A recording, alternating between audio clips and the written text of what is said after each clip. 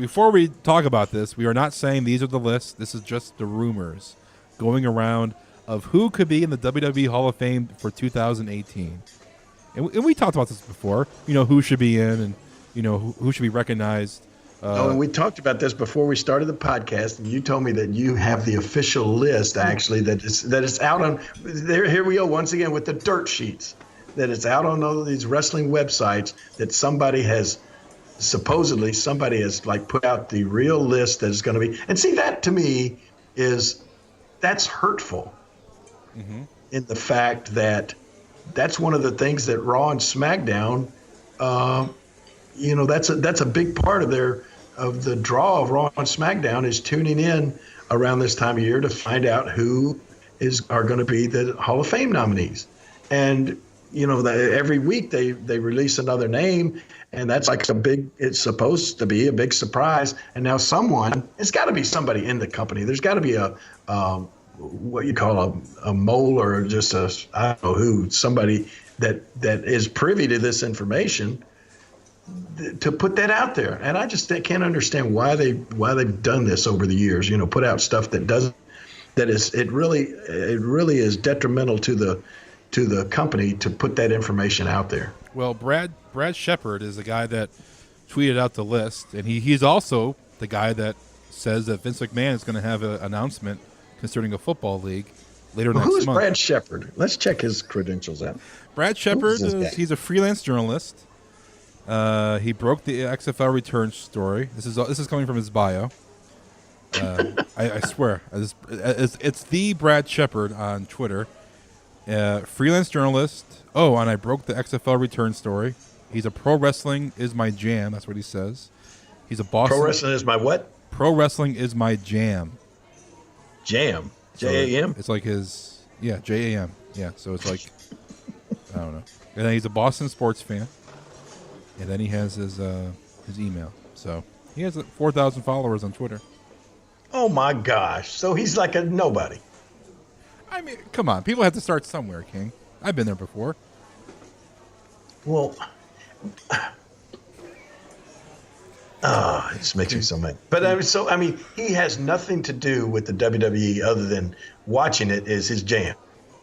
I mean, maybe he has. So all of a sudden, he has the information on who are the set in stone names that are going to be inducted into the WWE Hall of Fame this year from this guy. Wrestling is his jam. According to him. And I'm not going to rip on the guy because I've been there. I've been a blogger. I've been there.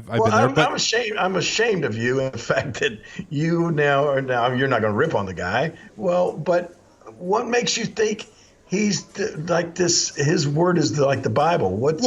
That's what I'm saying. It's a rumor. These are all rumors. This could not be true. These are just names. So now my podcast has come down to we're talking about rumors. Well, these are guys that there's one name that you've wrestled before, way before in WWE. I mean, there's some notable names that I would even bring up, even if these guys weren't on the list as possible. So now here today we're gonna try to. Well, let's just say. I just want your reaction. If you read this list, these are not. We don't know for sure that these are the people that are going to be inducted into the WWE Hall of Fame. You're going to have to watch Raw and SmackDown to find out. Exactly. These are rumors. I'm not saying this is the official list, King. I'm saying this is based off of. I thought you were saying that this was the official list. No, this is that just this guy knew.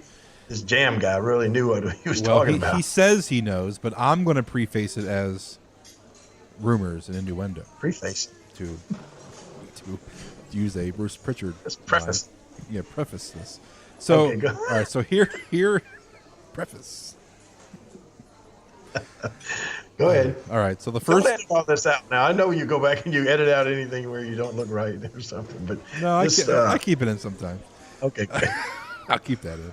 All right. The first name is for the woman is Ivory. Ivory. She is, obviously a women's champion. She was on Glow, the Netflix about the women's wrestling show that came out earlier this year. Is that coming back? I was in Target store the other night doing Christmas shopping, and there's a Glow T-shirt with just like two good-looking girls on there. Not anybody that you know is just actually artwork, but the big Glow logo was on there, but the tag said Netflix. Yeah, Netflix did. Yeah, the show was earlier this year. We talked about the show. The show was popular on Netflix, so I'm sure they have merch for it. Is that David McLean? I saw David McLean, and he just came over and was. He's always smiling. David McLean is like got this. He's going to have a smile surgically removed someday. He's like perpetually smiling, but he's a nice guy. Is he the one that's doing the Glow stuff now? It was just a show. It wasn't like a real promotion. It was just a show. Oh, well, he was at this thing. He was at that WrestleCade, and he had a bunch of girls. He had a bunch of female wrestlers there. Yeah, they were a part of the show. Like Awesome Kong, remember her? She was a part of the show. But I mean, he was like plugging the show now. Oh, well, I think there's going to be a season 2. Oh, okay. There we go. Yeah. So, yeah, I'm sorry, I got off track. Yeah. Where were we talking about? The other name for this rumored list. Ivory though. Ivory. We talked about Ivory. Yeah. Ivory was really a lot of fun to work with. Ivory, that was back when we were doing some really risque stuff. That was when I was married to the Cat, and they were doing the right to bear arms and right to what was it? What was the right? Come on, King. Right to censor. Right to censor with that awful entrance music. And I was doing right to bear arms, legs, and all the rest of your body, something like that. Yeah. But she was great. She was great as Ivory, but also as a member of Right to Censor. That group was fun. Yeah, we did. I got to wrestle some matches in there, and for to try to save Kat from being in. And that was right in the middle of all of that is when we had the deal and she left and I left, and that was right. Ivory was right involved in all of that. But yeah, Ivory would be a good choice. She did a lot of stuff in the WWE. Okay. So there's always a celebrity in the WWE Hall of Fame. And rumored this year it's going to be Kid Rock. Kid Rock. I love Kid Rock. Oh, I love him too. I do too. I mean, really, and the times that I've got to be around him, Lauren and I were just last year, as a matter of fact, he came to Memphis and did our Memphis Music Fest down by Beale Street. And so we got to be backstage and hang out in his dressing room with him. And his parents were there. And it was just like, we talked about it afterwards, and I don't want to ever say anything to spoil anybody's image, but he just really wasn't what you thought he would be like. I mean, he was just a really down to earth, nice guy. With his parents there in the dressing room and all this sort of stuff. But I remember back the first time Kid Rock came around, and remember the little person that he had. What was his name? Pimp C.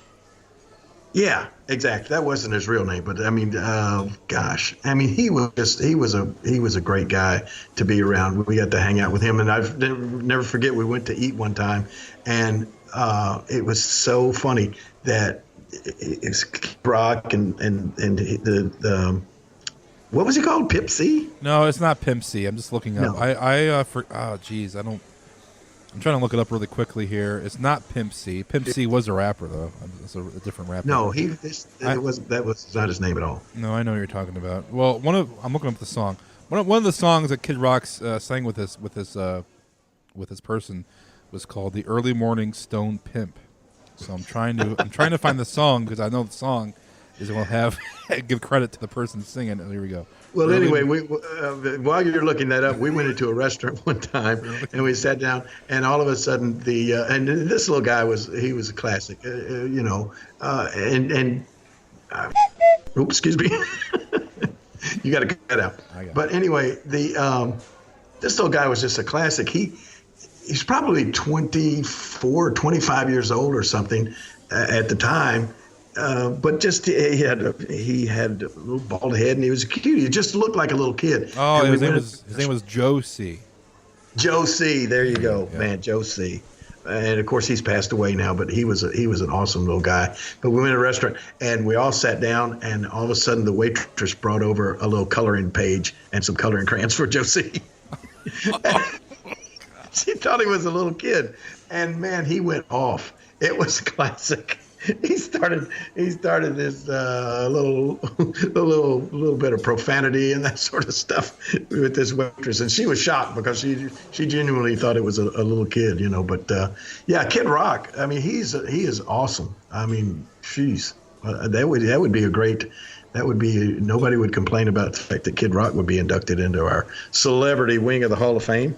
Joe C., he passed away in his sleep in the year 2000, and no official cause of his death was announced. Wow. Yeah, he had a lot of health problems. I remember when he even had when we went to the restaurant, he couldn't eat at that time. He had like a feeding tube in his side, you know, that he couldn't even. He was just hanging out, you know. Yeah, Kid Rock would be great. He did the Undertaker's theme song, American Badass. Yeah. So yeah, Kid Rock would be great. Here's the other one would be Bam Bigelow. Oh my gosh. Yeah, he definitely should have been in before now. Definitely. WWE seems to limit, you know, wrestlers who have passed away. They kind of, you know, only keep one of those per year. So Bam would be the one post death being inducted. Wonder who will accept if that does indeed happen. Wonder who will accept. That's a good question. Yeah. I remember when I first met him, Larry Sharp trained Bam Bigelow at this monster factory up in New York, and he just sent him down to us on real short notice. And man, the guy was just phenomenal. I mean, really, he basically started working with me in Memphis. That was probably the first actual live shows, other than just a little bit that he did while he was doing the training at the Monster Factory up in New York. But that was probably the first really, just, you know, live events that he did on a regular basis. And from the get-go, he was great. Just such an imposing looking guy, and for as big as he was, so agile and athletic, and then the tattooed flames on the top of his bald head. He was a natural, man. And I mean, he did great for us down in Memphis. We made a lot of money with him. Then I think he had a little bit of a falling out with Larry Sharp, and then he went on to the WWE and did really well there. My fondest memory of him at the WWE was when he was working the match with Bret the Hitman Hart, when I came out and started insulting Bret's parents, and that was at the Manhattan Center when Raw was, you know, in the very early, probably the first year of Monday Night Raw. But yeah, it was Bam Bigelow going against Bret Hart, and I came out and started insulting Stu and Helen, and Bret left the match and came up to looking for me up in the balcony, and so, yeah. But yeah, if Bam gets in, that would be awesome. The next Hall of Famers rumored. Got a rumor. Oh, I followed the Brad Shepard on Twitter. He just followed me back. That was quick. Really? Yeah, so we're buddies now. The Dudley Boyz. Jerry. Oh. Get the table. Yes. The Dudley Boyz. That would be that's another good induction. Yeah. Both, I mean, Dudley Boyz, ECW, great. Obviously, WWE, those TLC matches with Edge and Christian and the Hardy Boys were classic matches. And I know Bubba, he still wrestles. And I think those guys probably, they may have won more titles, tag team titles, than anybody during their career. So I mean, they definitely. I'm almost shocked. Are you sure they're not already in there? I don't know. They're not in there. They should be. They came back. Should be, yeah. They should be. Yeah, one of those that should have been in there a lot sooner. And the headliner, the rumored headliner for WrestleMania weekend down in New Orleans for WWE Hall of Fame class of 2018 is Goldberg. Ah, Goldberg. Who recently came back. He won the WWE championship, lost to Brock at WrestleMania, but he had a little run in the WWE, and looking to put him in the Hall of Fame. He wasn't the best wrestler, and he'll admit that, completely. But geez, he drew a lot of money.